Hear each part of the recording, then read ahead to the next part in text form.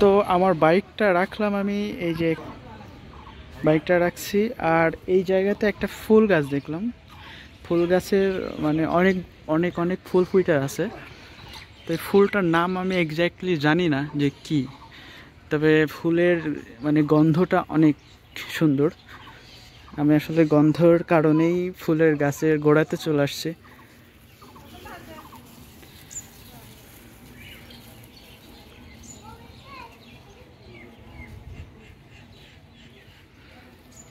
তো আমরা এখন দেখি ভেতরে কত টিকিট নেয় আর ভেতরে কি কি দেখার আছে রবীন্দ্র দাদুর বাড়িতে।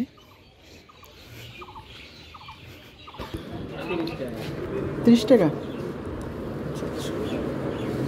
আমরা এখন 30 টাকাতে টিকিট কাটবো, দেন ভেতরে ঢুকবো।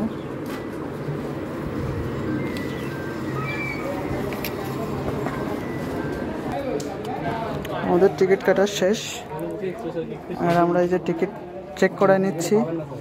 আমি সোজা ভিতরে ঢুকবো। ভেতরে ঢুকেই একটা জিনিস মাথায় আসলো, মানে এখানে একটা সুন্দর স্টেজ সাজানো আছে, যেটা হয়তো এখানে সাংস্কৃতিক অনুষ্ঠানগুলো হয়।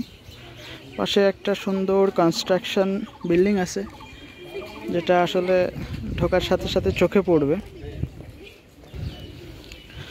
আমরা এখন সোজা ঢুকবো ভেতরের দিকে।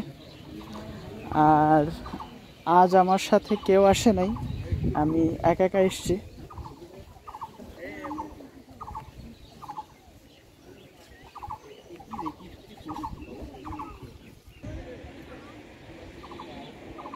ফুলগুলো খুব সুন্দর লাগতেছিল, যার কারণে একটু ছোট্ট করে ভিডিও করে নিলাম। শিলাইদহ 0 কিলোমিটার। আর একটা ছবি হতেই পারে।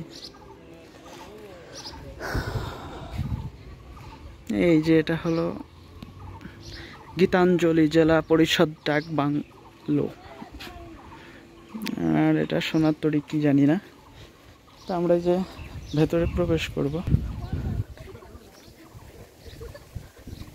তা আমরা এখন ভেতরে চলে আসছি কুঠিবাড়ির।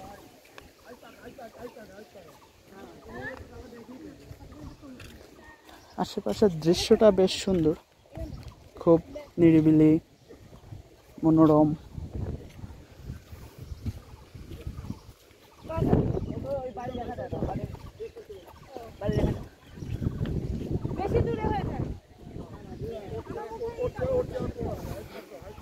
তো আমরা একেবারে সেই কুঠিবাড়ির সামনের জায়গাতে অবস্থান করতেছি। এটা হলো সেই কুঠিবাড়ি।